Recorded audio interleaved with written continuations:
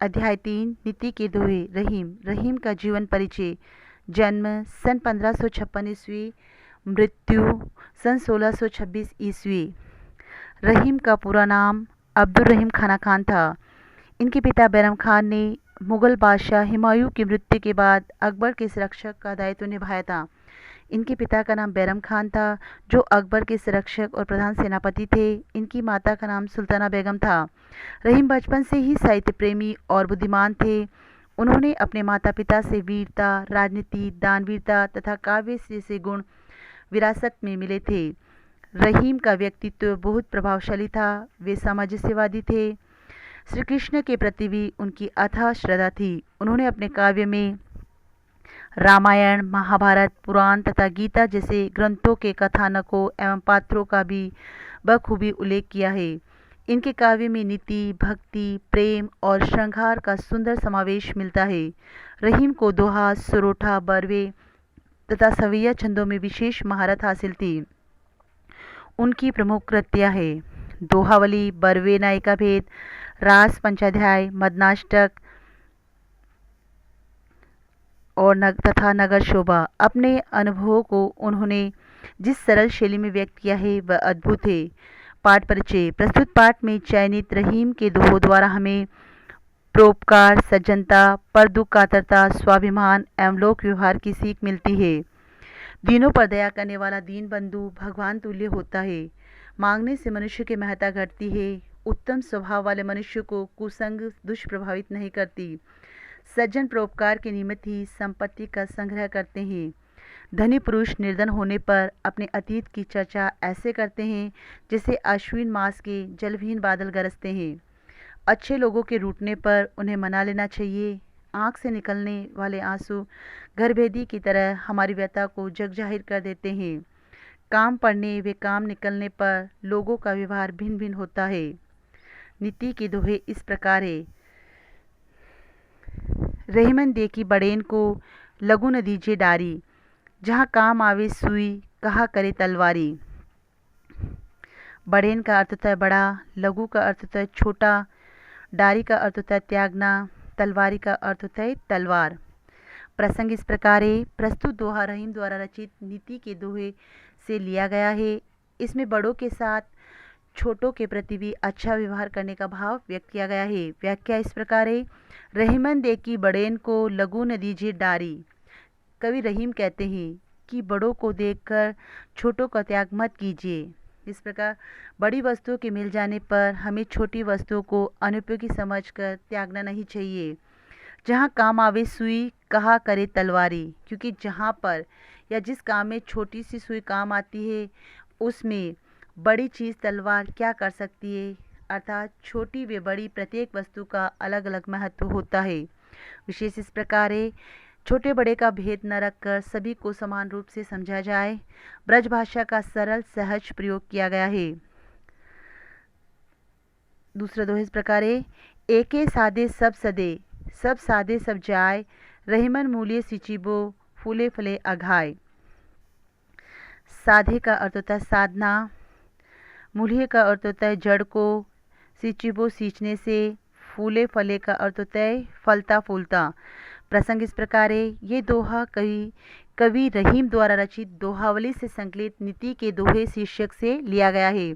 इसमें कवि ने एक बार में एक ही काम सफल बनाने का प्रयास करने की सलाह दी है।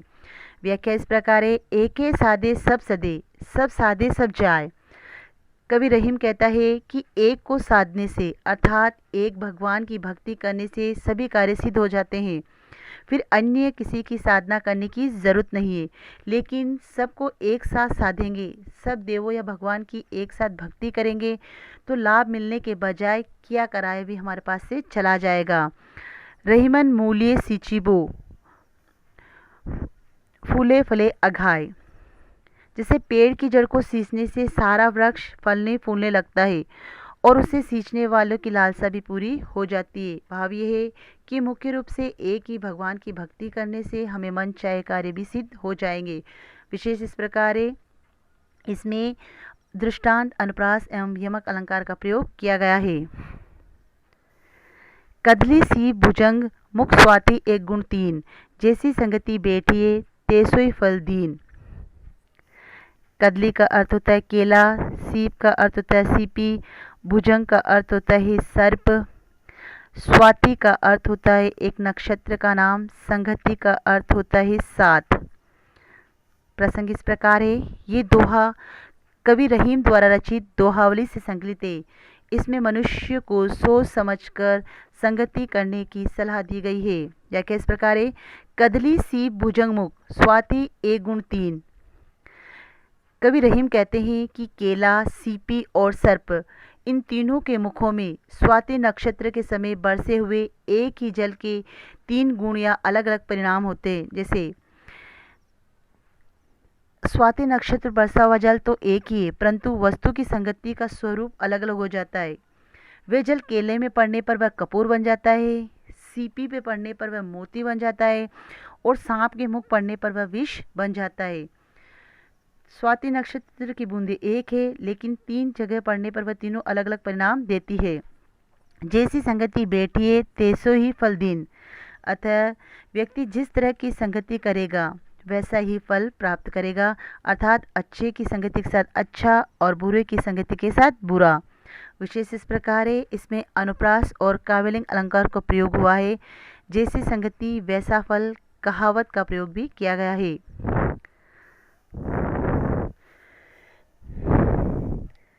काज परे कुछ और है, काज सरे कुछ और, रहीमन भंवरी के भय नदी सिरावत मोर।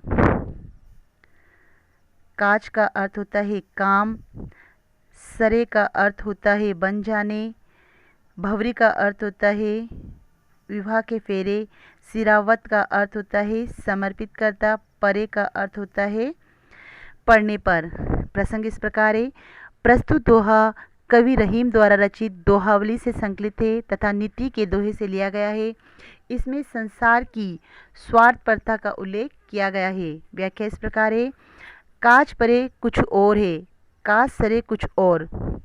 कवि रहीम कहते हैं कि काम पड़ने पर अर्थात स्वार्थ होने पर लोग मान सम्मान करते हैं, चापलूसी करते हैं, परंतु काम निकल जाने पर कोई पहचानता भी नहीं है, अर्थात पहचानने से भी इनकार कर देता है। जैसे रहीमन भंवरी के भय नदी सिरावत मोर। जैसे विवाह के फेरे पड़ते समय दूल्हा मोर को सिर पर धारण करता है, परंतु विवाह हो जाने पर उसे तुच्छ मानकर नदी में बहा देता है। विशेष इस प्रकार है।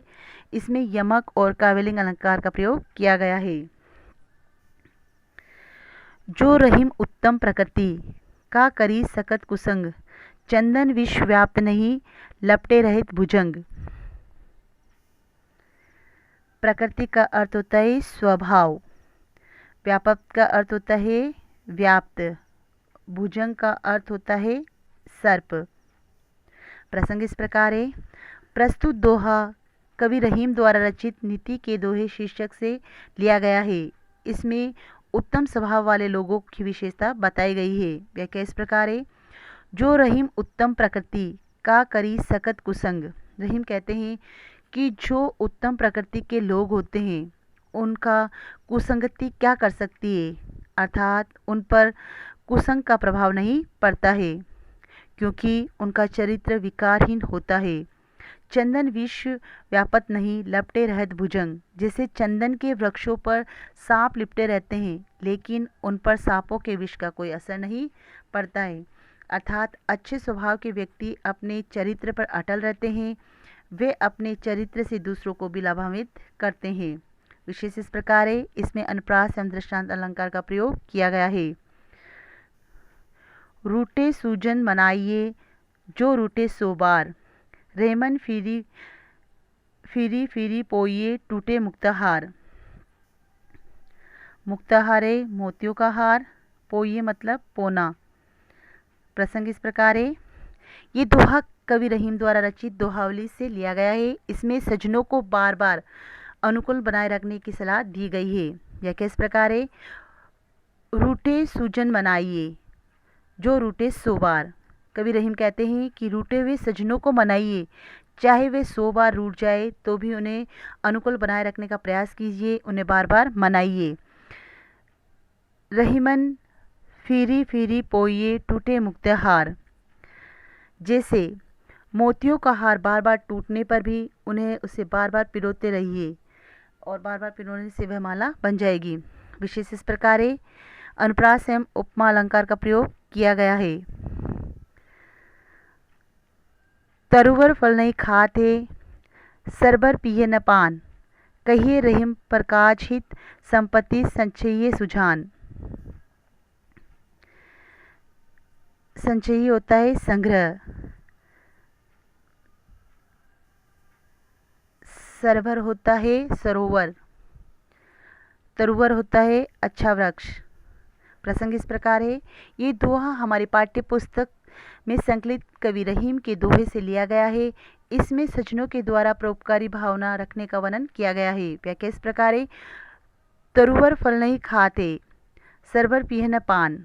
कवि रहीम कहते हैं कि जिस प्रकार वृक्ष अपने फल नहीं खाता है, तालाब स्वयं अपना जल नहीं पीता है, कहिए रहीम पर काज संपत्ति संचय सुजान, उसी प्रकार सज्जन पुरुष या परहित के लिए धन दौलत का संग्रह नहीं करता है, अर्थात परमहित के लिए धन दौलत का संग्रह करते हैं तो भी वह अपने में खर्च न करके दूसरों के हित के लिए खर्च कर देते हैं।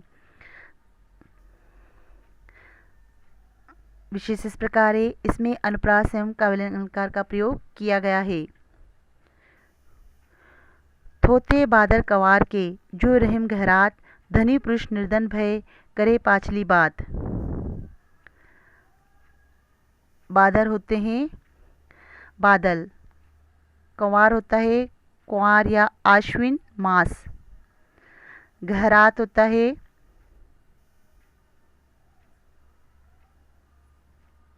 गरजते हैं, पाछली पिछले। प्रसंग इस प्रकार है। प्रस्तुत दोहा कवि रहीम द्वारा रचित नीति के दोहे शीर्षक से लिया गया है। इसमें अपनी प्रशंसा करने वालों पर आक्षेप किया गया है। व्याख्या इस प्रकार है। तोते बादर कवार के, जो रहीम गहरात। रहीमदास जी कहते हैं कि कवार के महीने में जल से रिक्त अर्थात खाली बादल जैसे केवल गरजते हैं पर बरसते नहीं है। धनी पुरुष निर्धन भय, करे पाछली बात। उसी प्रकार जो धनी पुरुष निर्धन हो जाते हैं वे अपने धनी अतीत के किस्से बड़ा चढ़ाकर करते हैं, परंतु किसी को धनादि नहीं दे पाते हैं। लोग उनकी बड़पन की बातें चाहे सुने या न सुने, परंतु वे अपनी प्रशंसा करते रहते हैं। इससे यह है कि धनी पुरुष पिछली बातें कर करके दूसरों को बताते हैं, लेकिन वे धन नहीं दे पाते हैं, लेकिन अपनी बड़ी छोटी बातों को सुनाते हैं। आगे वाले सुने या न सुने, लेकिन वह अपनी प्रशंसा क्या करते हैं। विशेष इस प्रकार है। धूता चने बाजे गना, कहावत चरितार्थ हो रही है। जलहीन बादलों से धनहीन व्यक्ति की तुलना काफ़ी प्रभावपूर्ण है।